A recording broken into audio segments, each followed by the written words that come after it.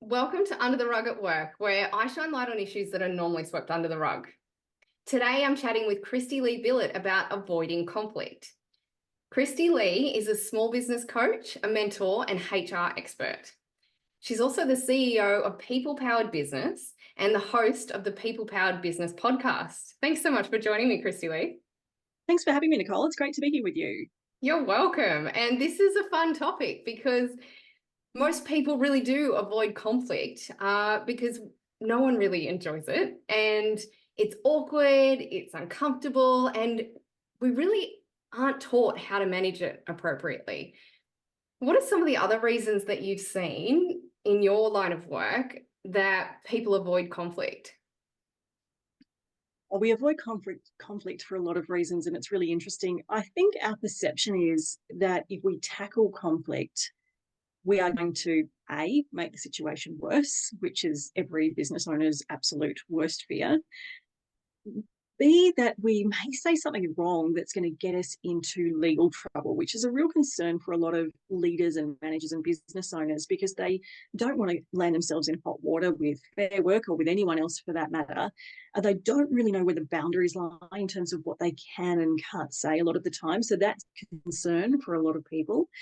And I think we sometimes perceive that conflict exists where it doesn't actually need to be conflict, when they're actually just a difficult conversation or something that involves having to tackle a topic that we're maybe not that comfortable with. And we're concerned that the reaction we get from the employee particularly is going to be very, conflict driven. And sometimes that's more out of fear than out of reality as well. Yeah, and I think maybe our perception is that conflict is bad as well. I find that Yeah. people, when they have conflict, it's because they have passion and they really feel for one particular side of a topic. And sometimes it's just often the way it comes out that causes Mm. more conflict. But you don't want everyone lovey-dovey all the time and not having any friction or conflict, because then you get into the scary thoughts of groupthink and, the yes Yeah. men. And that just causes more problems, which we could probably do another podcast on. And you're exactly right in what you're saying. Sometimes a level of conflict is a good thing. And I think conflict, the word itself, comes with a whole lot of negative connotation, where sometimes conflict is actually just a difference of opinions. And if you've got a culture that's built on trust and respect and looking at different viewpoints, then you can have conflicting viewpoints in a situation without it escalating into a negative or nasty or argumentative type of environment. It's purely saying, I respectfully disagree, and I see your view here, but my view is different. And that's great in business. Yes, but sometimes egos get in the way, right? A lot of times egos get in the way. Everyone's, yeah. Yeah. So what impact have you seen avoiding conflict have with your clients and their businesses? Yeah, really interesting. I've seen a whole range of things. I think one of the most obvious and common impacts is that when people are avoiding what they think might be conflict, even if it's not, we tend to stick our head in the sand and just hope that whatever the problem is going to go away. And that never happens. It doesn't ever go away on its own. And so by doing that, we're actually making the situation worse. So there's a quote that I love that says, uh, you get what you demand and you encourage what you tolerate. And when we stick our head in the sand, we are tolerating whatever the behavior is we're not happy with, the performance issue. And all we're doing is saying to the employee or the team involved, that's okay, keep doing what you're doing. And so when we then do eventually respond to it and get involved and deal with it, they're seeing what they perceive to be an overreaction to something we've been tolerating and encouraging to continue. So sticking your head in the sand is definitely a problem, because it makes the situation worse. It just actually snowballs the situation. And it also then makes the dealing with it at the time you finally decide to so much worse than it could have been if you just had the conversation early. So sticking your head in the sand and therefore making it worse is definitely one issue. I think the other thing is, I see a lot of the time a lack of dealing with, again, what we might perceive to be conflict or potentially conflict-fueled situation actually holds our business and our teams back. So I was working with a client, it's actually one of our members once, who was avoiding having performance review discussions because she was worried that it would bring up conflict around pay rises and promotions and asking for opportunities that just didn't exist in her small business. She couldn't afford to give everyone massive pay rises. She didn't have promotional opportunities in her small business. And she thought the performance review meetings were going to be a conflict situation. And she came to us and said, "But my team are asking, I don't know what to do. I don't want the conflict." And we trained her through how to do them. And actually what happened is she set her team up for the most successful year yet ahead of them because she had these conversations. There was no conflict. There was no ask for pay rises. There was no ask for promotions. So it was all that fear of having that conflict that actually she had all the skills to navigate. She just needed the process to follow. So it was actually holding her team back. So I think both of those are realities. And there's also the reality that when we fail to address a conflict situation within our teams, we are fueling a toxic culture sometimes as well, which is a really dangerous situation because our team are looking for us to take the lead. And if we're not proactive in navigating that, then unfortunately our teams see that and it creates a whole lot of resentment, and that's where toxicity comes in. Yeah, and that's such a key point. We avoid it because we think it's going to go away, but we have to have the courage to have the conversations. And maybe if we just change the word, Yes. difficult conversation instead of potential or perceived conflict, because really that's what it is. And yeah, you're creating a culture that you don't mean to have because you don't want to do the thing that you're thinking might happen. Exactly. And it's all fear-based. And sometimes we absolutely find ourselves in discussions or situations where there is conflict. There's no doubt about that. And we've got to have the ability to diffuse the conflict as the leader and remove the sort of intensity out of the situation to reduce the conflict, because that's the only way to then navigate through to a positive outcome. Where if we're fueling the conflict with emotion and our behaviors, there's going to be no positive outcome for anyone. Yeah.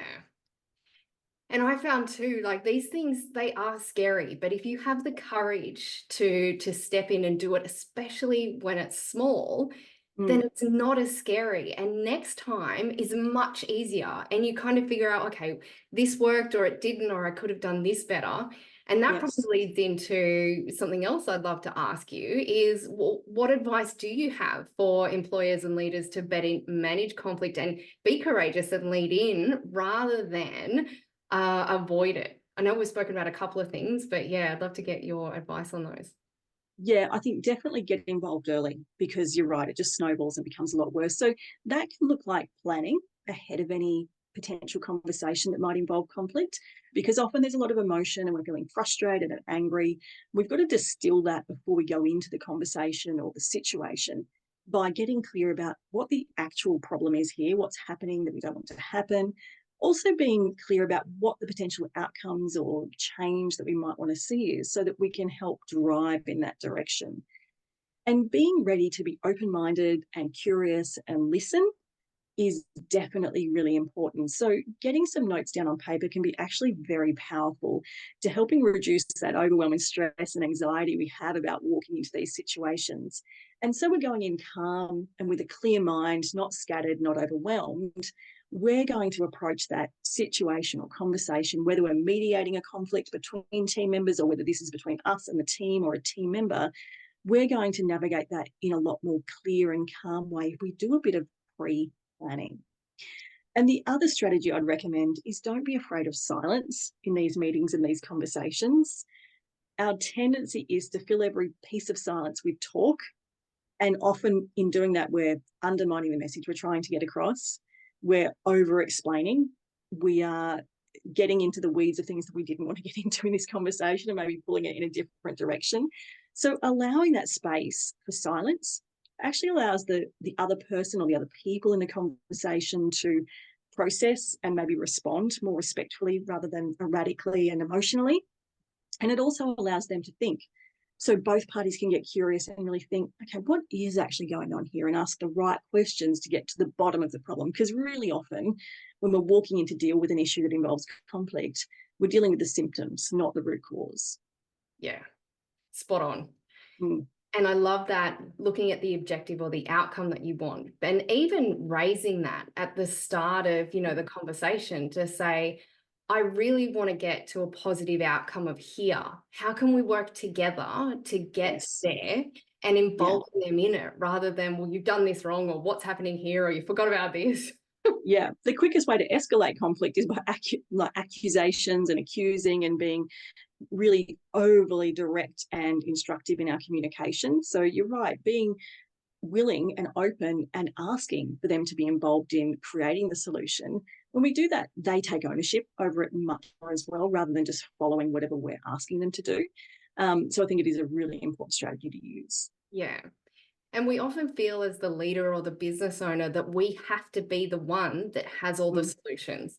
They look to us to tick all the boxes and have all the answers. But working together allows you to see things from a different perspective. And often the other person knows the issue and also knows how to solve it as well. So it allows that open conversation to have more innovation, have more success, and everything else that flows on from that as well. Absolutely. And we actually don't want to teach our team members to rely on us for all the solutions, because it stifles innovation and creativity, and it stifles them taking responsibility. So when we do that, all we're teaching them is we need to make every decision. They need to check everything with us. They can't take accountability and responsibility. And that's the opposite of what we want to see in great team members. Yeah. And how exhausting. Absolutely. It is really tiring. Now, you have a podcast, the People Powered Business podcast, with hundreds of episodes. Are there a couple that you want to recommend that might help people if they're in a conflict situation, or maybe going into one? Yeah, there's a couple, and there's quite a few. We've got 207 or so episodes out there live now at the time of recording this, so there's a few to sample from. But two that I would definitely point our listeners in the direction of is episode 168, which is called Tackling Tough Talks, which walks through a bit of a strategy and a process for how to approach these kind of conflict-driven situations. So it's quite a practical episode. And the other one would be episode 183, which is 10 types of difficult conversations business owners need to have. There's actually a whole lot of difficult conversations we have to navigate. Pay rises, performance expectations, hygiene and body odor issues, like the list goes on and on. So as leaders and business owners, there is a wide range of topics we need to navigate when it comes to these difficult conversations. Yeah. They sound really interesting. I'm going to put them on my to listen list as well. Awesome. Now, you're also running a workshop on mastering difficult conversations. Can you share a little bit more about that? Oh, absolutely. I'd love to. So, a couple of times a year I run this workshop, also called a masterclass. And our next sessions start on the 18th of March. So it's a 3-part workshop. And really what I teach in this workshop is how to understand your own unique communication style and why you might be having challenges getting through to your team, like you're talking to a brick wall and you're getting nowhere. And every time you try a conversation, it goes in the opposite direction you want it to.